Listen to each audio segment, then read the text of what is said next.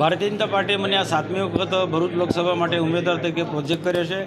આજે મારા પાર્ટીના વરિષ્ઠ આગેવાનો અને બૂથ લેવલના કાર્યકર્તાની ઉપસ્થિતિમાં આજે કલેક્ટરને મારું ફોર્મ સુપ્રત કર્યું છે।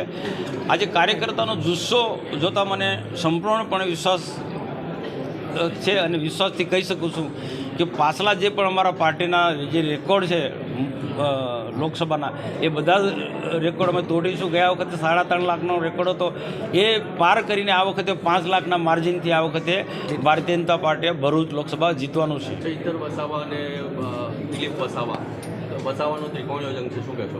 ભૂતકાળમાં પણ આવા ફેક્ટર સામે હતા, વસાવા પણ પછી અનેક પાર્ટીના લોકો સામે લડ્યા છે।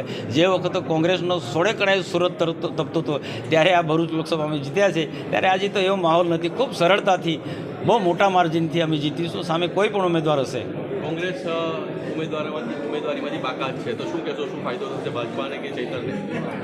કોંગ્રેસ હોત કે પછી આપ હોત કે પાછી બાકીના બધા પાર્ટીના જે ઇન્ડિયા ગઠબંધન ભેગું થયું છે, નરેન્દ્રભાઈ મોદી ત્રીજી વખત પ્રધાનમંત્રી ના બને એના માટે પૂરી એ લોકો તાકાત કામે લગાડી રહ્યા છે, પરંતુ એનાથી અમને કોઈ ફરક નથી પડવાનો। આ બધી કોંગ્રેસ પણ આવત, બીજા કોઈ પણ બાકી રહ્યા એ બી આવત, તોય ભાજપને ભરૂચ જિલ્લામાં કોઈ ફરક પડવાનો નથી। ભારતીય જનતા પાર્ટી એક સંગઠનની તાકાત, સરકારના કરેલા કામોના આધારે ભરૂચ લોકસભા જીતતી આવી છે ને આ વખતે પણ જીતવાની છે। મોદીની ગેરંટી કેટલી ચાલશે?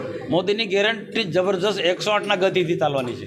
ચાવજમાં અને એવા ઘણા બધા ગામો છે જ્યાં ખેડૂતોના પ્રશ્નો છે, એક્સપ્રેસ વેમાં પણ પ્રશ્નો ઊભા થયા છે કે બૂટ નહીં આપે એવા બેનરો છે, શું કહેશો? કઈ રીતે આનું જો આજે દેશનો વિકાસ એટલો ઝડપથી વધી રહ્યો છે ને, ઝડપથી થતા વિકાસમાં કેટલાક આવા પ્રશ્નો ઉપસ્થિત હોય, પણ સમયની સાથે સરકારે બધા પ્રશ્નો સોલ્વ કરશે।